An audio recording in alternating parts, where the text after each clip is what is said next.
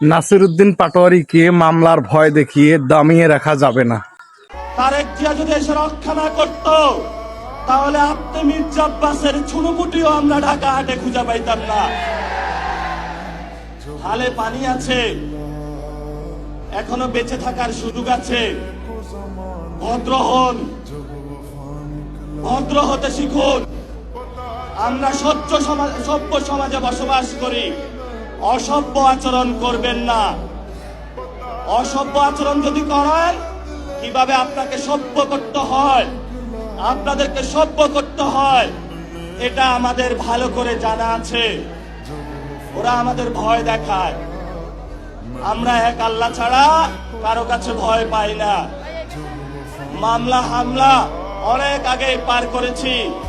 শেখ হাসিনার আমলে রিমান্ডে নিয়ে আমাকে মাথা নিচের দিকে দিয়ে, পা উপর দিকে দিয়ে সারা রাত নির্যাতন করেছিল।